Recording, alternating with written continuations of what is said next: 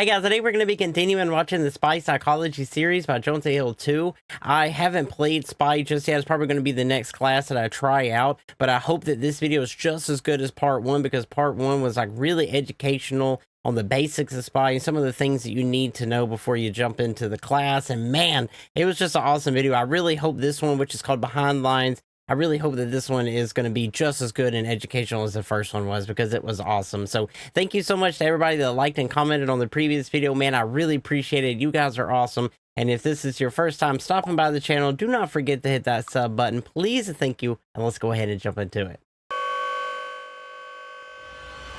Spy is a sneaky.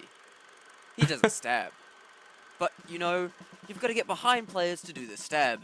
So, as a spy, you'll need to learn about how the enemy lines work in order to get behind them. Oh, okay. Now I get the title of it. Okay, I get it. I get it. 4 layers of the enemy lines. The front line, the back line, the behind lines, and the behind spawn. Wait. Haven't you made a video like this before? Nope, I have never made a video like this before. Starting with the front line, this is where you find the main power classes like Soldier, Demo, Heavy, and Scout. The best way to identify where this is within an imaginary line that indicates where a majority of players are coming into contact with. He said, just imagine this line right here, and we'll go from there. This is where most of the fighting happens, and as a result, this is the hardest part to get past. Preposterous! Cloak before you round the corner to where you think the front lines are so you don't get spotted by half the enemy team at once. Spy! But don't assume that just because you're invisible, that the enemy team won't manage to kill you.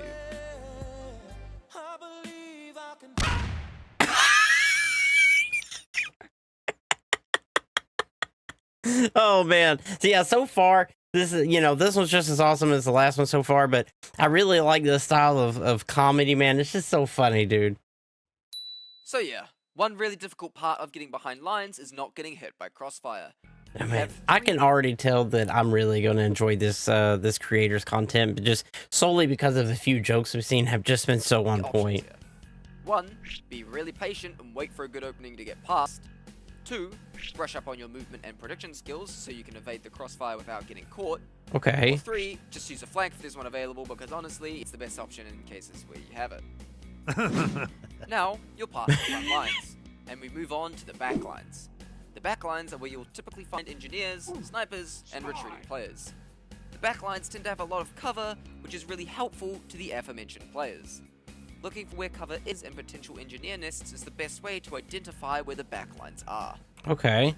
The distance between the front lines and back lines isn't consistent, as it's mainly influenced by the map and the game state. But the back lines are always behind the front lines.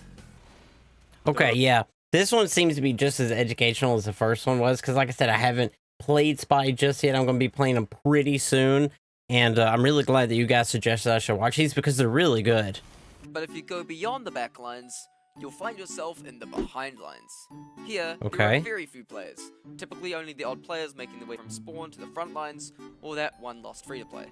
The behind lines are simply the space between where the back lines end and the enemy spawn, unless the end of back lines is spawn, like on the last point of most payload maps. But in the case where there's more space after that, you have the behind spawn. The place that's good for hiding since you almost never find anyone here. Wait, what are you looking at? Can't even. I know I got my shit. Okay. Oh, fuck, okay. Oh, I didn't know I had that mod on. Okay, this is awesome. I really hope. Let me know because I've only seen the Spy Psychology, part 1. This is obviously part 2. Do they make any like SFM content later on or anything? Because I think these videos are a little bit like on the newer side. I think they're like a year or 2 old. I could be wrong about that. But yeah, because I love creators, obviously like Soundsmith and Lazy Purple that do stuff like this. It's just so awesome to see, man. Okay, oh. So, anyway, let's work backwards and give some tips on what you can do with the various layers of enemy lines. The behind spawn is generally an excellent hiding place from enemy players hunting you down, Okay. as it doesn't take much to lose them since there's usually so many options for where you can go, so you can retreat to this area if you're being hunted or you just need to get a health pack safely. The behind lines, as mentioned before, are where you'll find players running from spawn to the front lines, and as a result, some of these players can seem like easy pickings. But be aware that since players here have literally nothing else to do, they'll be more aware of spies than normal. especially if makes they sense. aren't new players. Also, Yeah, it makes me wonder. Yeah, let me know in the comments below if they do any kind of like have some new stuff later, like the wing ladder or something, like anything like that. due to the lack of noise pollution caused by combat, decloaking near someone can be a bigger risk than normal, since they're much more likely to hear it and react. If you're going to decloak near someone in the behind lines, do it at a safe distance so you have a chance to get away in case they hear it. Oh, okay, I Also, see, I see. sometimes you may notice that the behind lines is completely vacant of any Slowly players. turning. Well, that may be because thanks to the engineer, the enemy team has unlocked the power of teleportation. How do you deal with this? Well, a common strategy is just to walk to their spawn and sap and shoot the teleporter entrance. This may seem like a lot of effort, but depending on how big the behind lines is, getting rid of the teleporter drastically increases the amount of time between players respawning and reaching the front lines, not only opening up more opportunities to kill lonely players, but also taking a ton of pressure off of your team.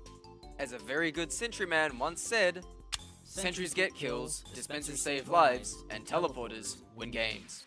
Oh, Seriously, okay. a good engineer maintaining a teleporter can carry his team, so take that thing out if you get an opportunity, unless you decide to instead take the enemy teleporter to get close to the engineer and take out the entire nest. Ooh. This nicely transitions into the backlines. The backlines can hold some particularly good targets. People often use the backlines as a retreat option, so as a result, some players are lured into a false sense of security there.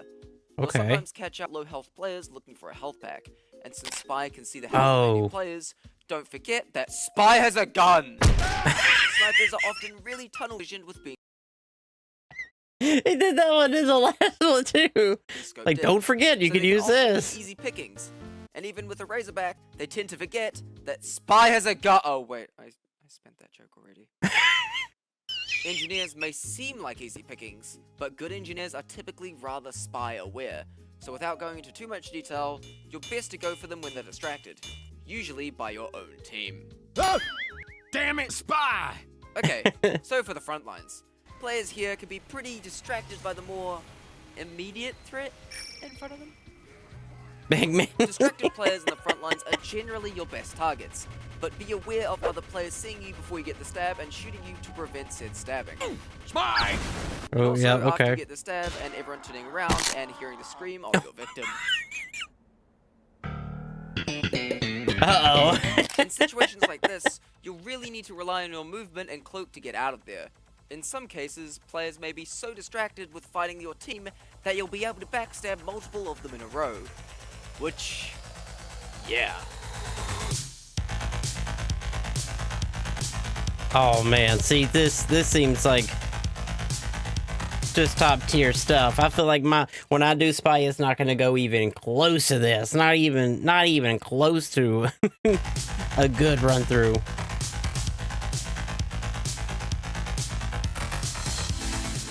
Oh man. Okay, that was part 2 of the Spy Psychology series. It was called Behind Lines. Of course, this is about Jontail 2, and I'll be sure to put the original video link down below if you want to go check it out for yourself. And please do, because this was awesome, man. I really enjoyed both parts that we've watched. And if you want to see me continue to watch them, just let me know in the comments down below. And of course, I'll put them on the list to continue to react to. But this was awesome, man. I've really enjoyed this. You're super educational so far. Really informative on what I need to be looking out for a little bit when I start to play Spy.